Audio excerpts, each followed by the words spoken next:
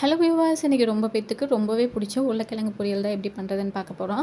உருளைக்கிழங்கு பொரியல் செய்கிறதுக்கு ஒரே ஒரு சின்ன வெங்காயம், ஒரு 1/2 டேபிள் ஸ்பூன் அளவுக்கு சீரகம், 4லேருந்து 5 பல் பூண்டு எடுத்துக்கோங்க. இந்த மாதிரி உரலில் போட்டு 1-2 இடிச்சிக்கிட்டிங்கன்னா போதும். ஸோ இந்தளவுக்கு இடித்து வச்சுக்கோங்க. நெக்ஸ்ட்டு உருளைக்கிழங்கை நான் வேக வச்சு எடுத்து வச்சுருக்கேன். குட்டி குட்டி உருளைக்கிழங்கா ஒரு 4-5 வேக வச்சு எடுத்து வச்சுருக்கேன். அடுத்து உருளைக்கிழங்கு பொரியல் செய்கிறதுக்கு கடாய் அடுப்பில் வச்சு 1-3 டேபிள் ஸ்பூன் அளவுக்கு ஆயில் ஆட் பண்ணிக்கோங்க. ஆயில் காஞ்சதுக்கப்புறம் நம்ம இடித்து வச்சுருந்த பூண்டு இதில் ஆட் பண்ணிக்கோங்க. ஆட் பண்ணிவிட்டு ஓரளவுக்கு பொரிஞ்சதுக்கப்புறம் ஒரு பிஞ்ச் அளவுக்கு மஞ்சத்தூள் ஆட் பண்ணிக்கோங்க. நான் கொஞ்சம் கம்மியாக செய்கிறதுனால ஒரு 1/2 டேபிள் ஸ்பூன் அளவுக்கு மிளகாத்தூள் ஆட் பண்ணியிருக்கேன். உங்களுக்கு எவ்வளோ வேணுமோ அந்தளவுக்கு மிளகாத்தூள் ஆட் பண்ணிக்கோங்க. அதுக்கப்புறம் கொஞ்சமாக பெப்பர் ஆட் பண்ணிக்கலாம்.